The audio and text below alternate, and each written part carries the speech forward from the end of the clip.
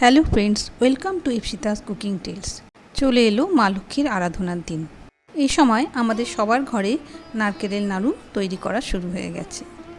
আজকে আমরা দুধ বা ক্ষীর দিয়ে কিভাবে নারকেলের নাড়ু তৈরি করা যায় সেটাই শিখব। এই নারকেলের নাড়ু খেতে এমনি নাড়ুর থেকে অনেক বেশি ভালো হয়।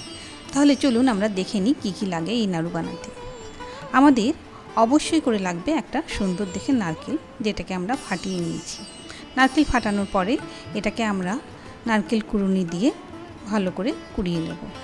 খেয়াল রাখতে হবে নারকেল কোড়ানোর সময় যাতে ভেতরের কালো অংশ বা বাইরের কোনো নোংরা এর মধ্যে না পড়ে, সেই জন্যে আস্তে আস্তে নারকেলটাকে আমরা কোড়াবো। নারকেল কোড়ানোটা যদি খুব ধারযুক্ত এবং সরু দাঁতালা হয় তাহলে নারকেল খুব স্মুথ হয়, অর্থাৎ খুব মিহি হয় কোড়ানো, এবং নারকেলের নাড়ুটাও খুব সুন্দর তৈরি হয়। এখানে আমার সমস্ত নারকেলটা কোড়ানো হয়ে গেছে। অপরদিকে একটি পাত্রের মধ্যে আমি এখানে 750 ml দুধকে গাঢ় হতে দিয়েছি গ্যাসের উপরে। দুধটা মোটামুটি অর্ধেক গাঢ় করে নেব। এবারে একটা বাটিতে আমি নারকেলটা মেপে নিচ্ছি। নারকেলের মাপটা মোটামুটি এখানে 2 বাটি মতন হয়েছে।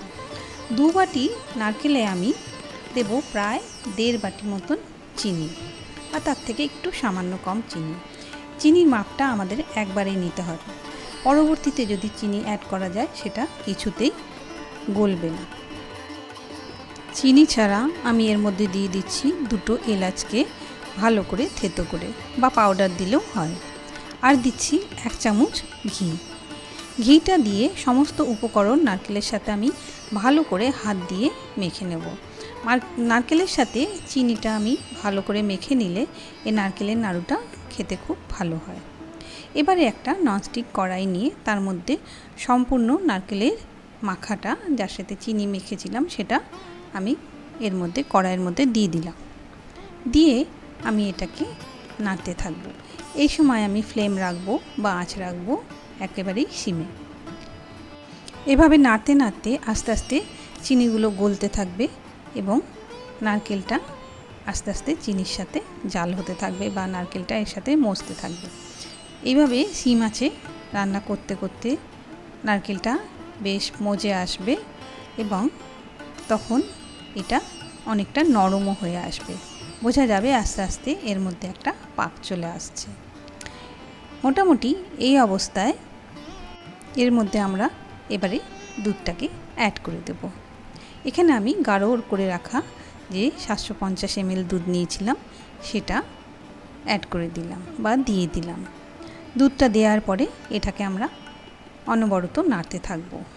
খেয়াল রাখতে হবে যাতে কোনো মতে দুধ পোড়া না লেগে যায়। পোড়া লেগে গেলে একেবারেই জিনিসটা নষ্ট হয়ে যাবে, কারণ পোড়া দুধের গন্ধ একবারে খাবারের মধ্যে এসে গেলে সেটা কোনো রকমই আর খাওয়া যায় না। দেখুন দুধটা আস্তে আস্তে গাঢ় হয়ে এসছে এবং নারকেলটা অনেকটা জালও হয়ে এসছে। আস্তে আস্তে এটা গাঢ় হয়ে আসলে মোটামুটি আমাদের নারকেলের পাক হয়ে যাবে। কিছুটা সময় এভাবে জাল দিলেই আমাদের নারকেলের পাক একদম রেডি।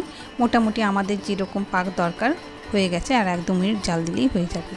এবারে একটা থালার মধ্যে আমরা ঘি মাখিয়ে নিচ্ছি, যার মধ্যে আমরা এই নারকেলের পাকটাকে ঢেলে দিলাম। এবারে গরম অবস্থাতেই আমাদের খুব তাড়াতাড়ি নারকেলের নাড়ুগুলোকে বাড়িয়ে নিতে হবে, না হলে নারকেল একবারে ঠান্ডা হয়ে গেলে এটাকে আর নাড়ু বানানো যায় না, তখন আবার গরম করতে হয়। দেখুন আমাদের তৈরি হয়ে গেছে সম্পূর্ণ নাড়ু। একটা নারকেল থেকে আমাদের এতগুলো নাড়ু হয়েছে। যদি ভালো লাগে অবশ্যই লাইক, শেয়ার এবং সাবস্ক্রাইব করবে এবং আমাদের পাশে থাকবে। Thank you.